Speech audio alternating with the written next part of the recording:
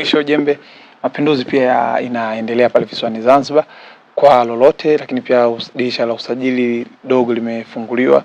Tumeona Yanga wamechukua maarufu Chake kutokea Singida, pia wamemchukua Damalo kutokea Singida, wakibadilishana na Dombia AI kwenda kule Singida, lakini pia wakimtoa Andrew Buyeli naye pia akiondoka, lakini Musa Balakonte naye akienda kule. Lakini Musa Pinpin Kamara Simba kuna uwezekano wa kuachana naye kutokana na majeruhi yake kuwa makubwa na nafasi yake kupisha golikipa mwingine.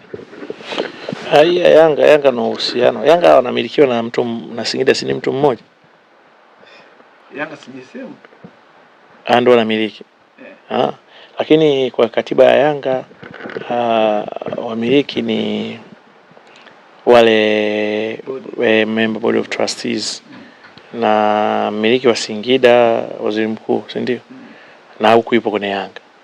Kwa ni mmiliki wa Yanga kwa maana ya kwa ni kaka na sasa sisi tutumie kaka na mdogo wake au dada na mdogo wake, sijajua wamebadilishana wachezaji. Kwa hiyo sijajua strategy yao ya kwamba huyu kambadilishia huyu kampa huyu ni kutokana na mahitaji au kuboresha moja zaidi. Sasa sijaelewa kwamba huyu kashinda huko lakini okay, nafikiri kama kasinema hivi tuache tu ipite hapo, tutaona itakavyokuwa. Sasa mimi hata nikicomment sijajua ni mahitaji ya makocha au ni mahitaji ya viongozi wa klabu yenyewe pamoja na mmiliki mwenyewe na michezo wetu waziri mkuu kwamba ndio amesema pana ni shabiki wa Yanga sana. Na hii ya Simba na Pinpin Kamara nimeiona, ingawa mwanzo wakati inaanza haikuwa kama ya majeruhi. Ilikuwa imeanza kama inaonekana kama Kamara anakuwa kuna vitu fulani anapoteza na kadhalika na nini. Na ni jambo la kujifunza kwa uongozi wa Simba pia kwamba kwa nini inakuwa inapata wachezaji ambao baadaye inaanza kuona kwamba hawaitumiki Simba kwa kiwango bora au ipasavyo au kuna makosa. Mfano kulikuwa na maswali mengi baada ya watu kumuona Shemalone anacheza kwenye timu ya taifa ya Cameroon kwa sababu baada ya yule defender kuwa ameshindwa kuumia hapa, ameshindwa kuingia, Shemalone akawa ameitwa, lakini sasa amecheza zile mechi karibu zote. Kwa kumbe anaweza kucheza hapa, kwa nini Simba alikuwa anafanya makosa? Na ujiulize yale makosa alikuwa anayafanya Simba mbona hatuyaoni yanatokea sasa hivi na Cameroon.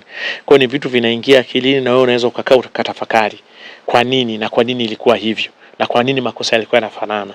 Sasa hiyo ni kazi ya uongozi wa Simba pia kuangalia wachezaji wao kwa nini wamekuwa hivyo, lakini hao wengine walihamia sehemu nyingine, acha tuone performance yao. Mmoja wa wachezaji mimi wananivutia kwenye ligi ni Chake ambaye amekwenda Yanga, ni one of the best midfield, na ukizingatia niseme amekuwa na uzoefu tayari na ligi yetu.